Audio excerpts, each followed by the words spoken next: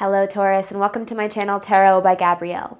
This is going to be a general reading for Sun, Moon, Rising, and Venus signs looking at your connection to the person that you are dealing with and needing to learn the most from right now. We are looking at all three sides of the connection. We've got your energy toward it, their energy toward it, and the energy in between it, the concept being that there are three sides to every story. So we're looking at your version of the truth, their version of the truth, and this higher level unbiased truth in the middle. This middle section is looking at what is the deeper purpose of this connection and the best way for you to move forward in order to align further with your higher self. As I do in all of my readings, I've pulled the overall energy and clarified those messages, as well as the overall theme for the reading, which we'll jump into in just a second. But I still have a different tarot deck I'll be pulling from for each side of this connection, and then it's out of the frame here. But I also have the advice deck shuffled that I'll be using to close out the reading in the extended. Any information on the extended reading or on booking a personal reading with me is in the description box below. Last thing, please remember that these are general readings. They are not here to resonate fully for everyone, and they won't resonate fully for everyone. So do please remember to take what does resonate and helps your personal situation and leave what does not. On that note, the whole reading can be reversed. If that is the case for you, that's totally fine and totally normal. Again, the point is to take what helps, leave what doesn't. I keep trying to knock this plant off with my intro there. All right, Taurus, let's jump on in. On your side of this connection, you have solitude with the moon. Now, solitude isn't necessarily a bad thing by any means. However, I feel like this card is really talking about like the energy of feeling very alone. Like maybe solitude that doesn't feel like a choice almost, or maybe it is. You know, I don't want to say for sure, but it feels as if it's something that this connection has brought forward. Like this feeling of being alone or feeling very alone in the connection. Now the moon card here, you know, the moon typically for me represents fear, obviously illusion, but I feel like this connection has brought up a lot of pretty deep stuff for you. I feel like, I don't know, I feel like there's a lot more to this. I mean, if you see my readings, this is typically how it goes, but a lot more to this connection than just what the surface level circumstances are. Now, this person has shattered with the Nine of Swords. So this to me is this person appears like presents as someone who is very broken. I'm not saying they are broken, okay? Because I don't believe any human being is broken. I think that our trauma and our, past experiences can be, if we identify them, they can become a part of us. We can believe that we're broken. We can act as if we are. And it feels like with this Nine of Swords here, this person has and is struggling with a lot of insecurity when it comes to this connection. Now, I'm not sure if it's like a past that really hurt them, that shattered them, or what, but I feel as if, and this is kind of what I felt with the like feeling very alone, as if you've been trying to help this person put the pieces back together, or like you've been trying to put this person back together in a way. And I feel like it started to take a toll on you because you've been, I feel like, very much a support for this person, but maybe you feel as if you don't have as much of that support for yourself. Now, in between this connection, you have euphoria with the Six of Wands. So I feel like this connection, I don't think it's all bad. Okay, now no connection really ever is all bad, because if it was all bad, then we wouldn't have any reason to stay in it.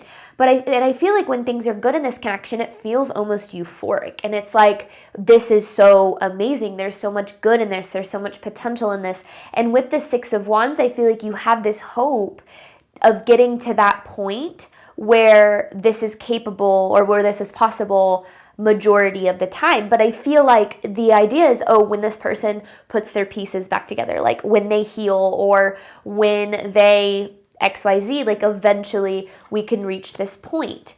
Now, the overall theme of the reading is codependency.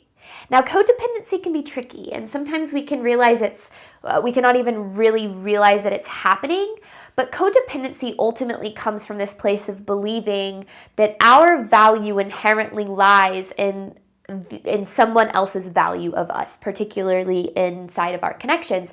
And so what I mean by that is, we believe our value is in healing someone or fixing them or being everything for them and vice versa. And that can lead to really unhealthy dynamics, typically where you see kind of like you have a giver and a taker. And both people tend to kind of be codependent because the giver, their sense of self-worth relies on how much they provide somebody else. And then the other person is codependent because they need somebody else in order for them to feel valued. They need someone else to be giving to them, to be taking from in order to feel valuable. So I don't know, some pretty deep stuff. The love readings this week have been deep. I've got this new deck. This one, the one that says like Solitude, Shattered, and Euphoria. And I really like it, but I feel like it makes the messages get a lot deeper right out of the gate. So let's see, Taurus. We're starting with your side of this connection, Solitude with the Moon. This is for Taurus' side of the connection to the person they are dealing with.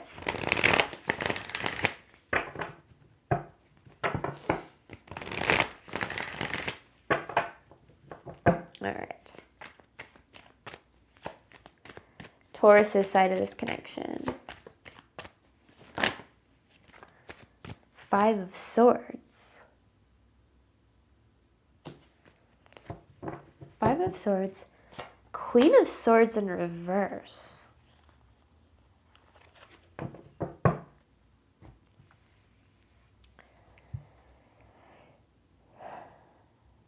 Five of Swords is this energy of being very defensive, this feeling that you have to protect yourself, a lack of trust. I feel like you struggle when it comes to trusting this person. And I don't, sometimes we can have trust issues from past experiences, obviously that affect our current experiences, but I feel like it goes a little bit deeper than that. Because it feels as if you struggle to trust them because of the way that they behave when these insecurities come out. Because it's almost like you struggle to trust how they're going to act or what they're going to do. And it's almost like, especially with the Queen of Swords in reverse, this energy of feeling like you have to keep your distance from them, or feeling like, I don't know, almost like, because I said this in the beginning, I said the solitude is this energy of feeling very alone in this connection and feeling as if you have no choice in that. So it could be you feel very alone even though you desire to be close, or it could be this energy of feeling like you have to keep your distance because of how they act. It's like feeling like you have to protect yourself almost, because you're like, I don't know what they're going to do.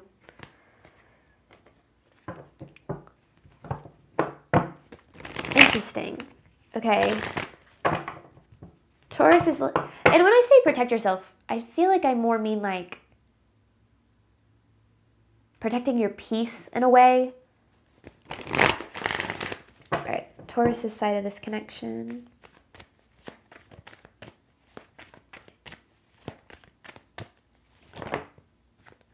The Hangman in reverse, and then you have the Queen of Wands in reverse. So you could be dealing with an air sign or a fire sign. Air sign being Gemini, Libra, Aquarius, fire sign being Leo, Aries, Sagittarius.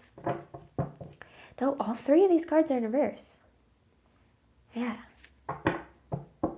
So, okay. You have some anger that's built up here. And I feel like anger, resentment, frustration. And I feel like a lot of that stems from the fact that I feel like you've really been a support system for this person. And you've really been there to pick them up when they're down and to help them put the pieces back together. And maybe you're the person they always run to whenever they're struggling, or you're just there for them because you love them and care about them. But I don't feel, especially with the Solitude card, I don't feel like you feel as if you have that in return. It's when it comes down to it, it's you're always there for them, but when you need help, you feel as if this person is not there for you. And I feel like that's created some resentment in this connection, understandably so. It's going to happen in any dynamic where you feel like you are giving and giving and giving, and the other person is doing nothing but taking. But with the Hangman in reverse, it's like I feel like you hold on to this connection because of this how good things have the potential to be and how they are sometimes, and like that those, you know, like this euphoria, like it kind of feels like the imagery, it kind of feels like dreamlike, almost like bursts, like snippets of moments where like you're like, oh, like see, and I feel like you have these moments with this person where you're like, things are good, like this could be so good, and then I don't know, it's like they come, something happened, which obviously we don't know yet because we're not looking at their side, but it's like then they change on you because at the end of the day you can't trust them, but you hold on because of how it feels sometimes when things are good. This is Taurus's side of this connection, which, you know, is understandable, right? When you have a lot of feelings for someone and you have those moments where you're like, this is what we could be, or this is, you know, this feels so good, or, you know, they do really love and care about me because they, you know, have those, but then it just feels like something happens and it's like, but I can't trust them. Maybe it's things they've done in the past.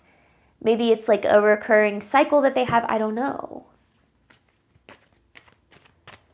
Taurus's side of the connection to the person they are dealing with. The Ace of Wands. Page of Wands in reverse, and the Ten of Cups.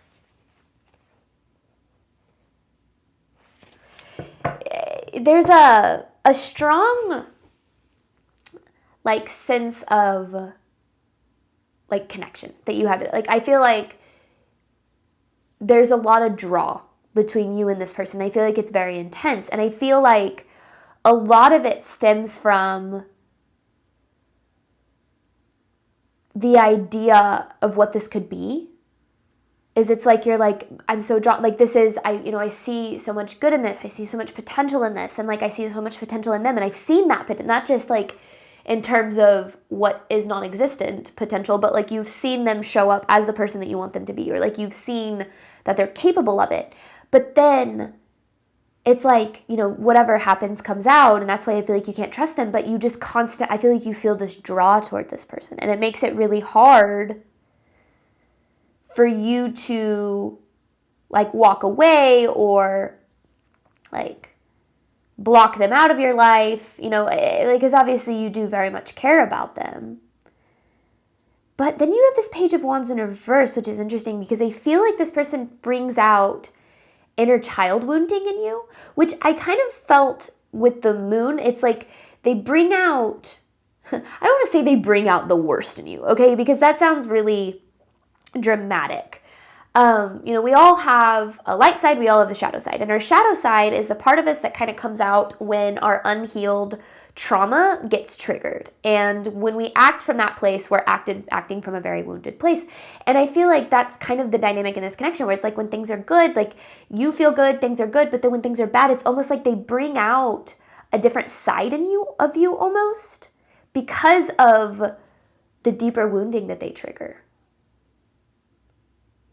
Which is why I feel like you kind of have this feeling of needing to protect yourself, because you're like, I don't like feeling that way. Like, I don't like acting that way, or I don't like the way that, you know, that makes me see myself or see you or see the world. Like, I feel like they really do have, like, their actions, their behavior really do have a very deep and like immense effect on you, on like a very deep level. Almost like you're like, oh, if this was anyone else, maybe their behavior wouldn't bother you as much. But because it's them and the way that they act, for some reason, I just feel like they have this. It's like I don't know if they know what buttons to push, but they certainly push the right ones. But let's keep going, because that was your energy. So let's see what this person has going on. This person's energy toward Taurus. The Shattered with the Nine of Swords. This is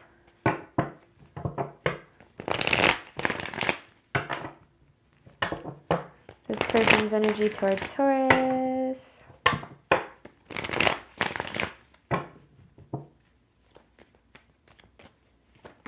Oh. Nine of Wands. Page of Cups in reverse. They have this wall up. The Page of Cups in reverse is very much an energy of like emotional unavailability. It's like they have this wall up. And this wall, I feel like you've been trying for a really long time to break this wall down, to get through to them in some way. And it's almost like,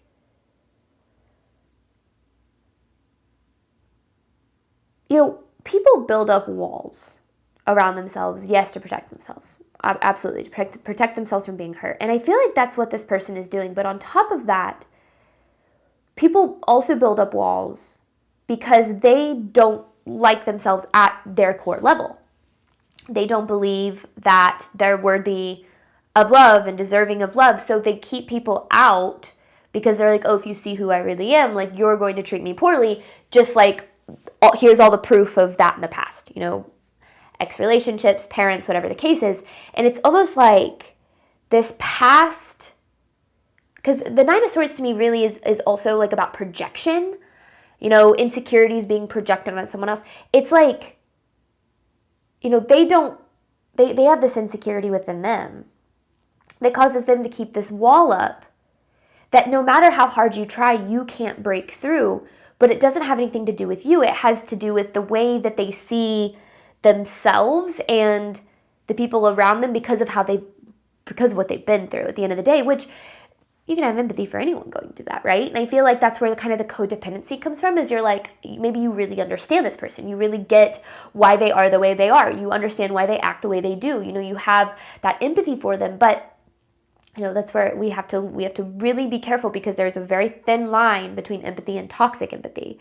When you have empathy for another person and you want to, you know, be there and care for them and help them through their healing, sure, that's one thing. But then when you get into toxic empathy, that's where we're trying to heal, fix, or save somebody else at the expense of ourselves. And I'm not saying one or the other is happening, but I do feel like there's this need to be aware of it, because I do feel with this Nine of Wands, it's like this person is doing everything in their power to keep you out, to protect you, to keep you at a distance. And I feel like, you know, obviously they have a past, like they've been hurt before.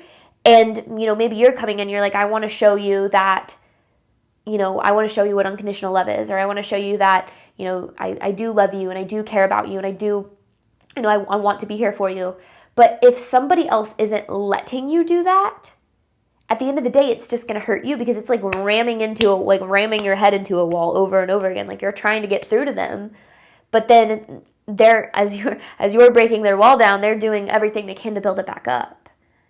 And so you just kind of end up bruised and hurt because you're trying to break down a wall for their sake, you know. But I think that we often have to look at things from the perspective of understanding that what people do or do say or don't say has nothing to do with us and everything to do with them. However, on the flip side of that, our relationships are a reflection of our relationship with ourselves. So, you know, I think that the first thing that we tend to jump to is, oh, this person is emotionally unavailable and they do this and they do that. And though those things might be true, it's going to be really hard to heal when you're, you know, looking at things from this perspective of what somebody else needs to change, instead of looking at what this connection is bringing in you to be healed. Because like I said, this is triggering deep wounding, like deep inner child wounding for you too. So there's still definitely something that you're needing to see, especially if there is codependency involved.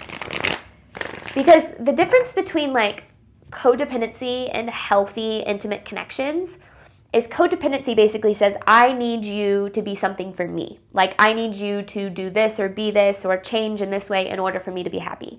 Healthy, genuine intimacy comes from this place where both people are basically saying, I love myself, I show up for myself, you know, I care about myself, I take care of myself, and I get to experience the reflection of that in this connection. And as long as we're both doing what's right by us, as long as we're both choosing ourselves and we're both making sure that, you know, this connection is good for both of us, then, you know, great. But that's why codependency can be sneaky, because sometimes it's like, well, this is what's best for them, but it might not be what's best for you, because you're getting hurt in the process of trying to do what's best for somebody else.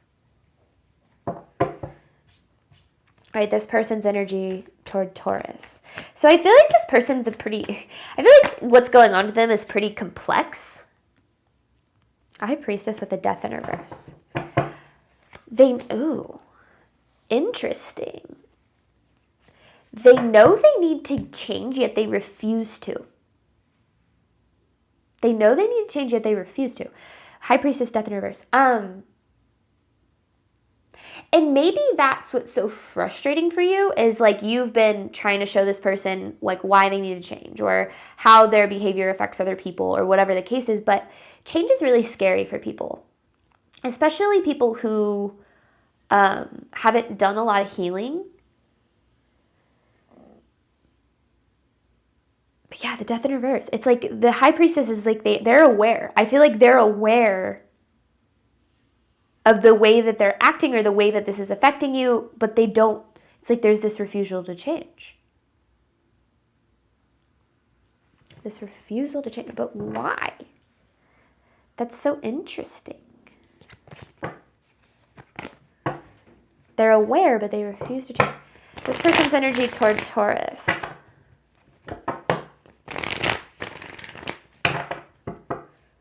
This person's energy toward Taurus, please.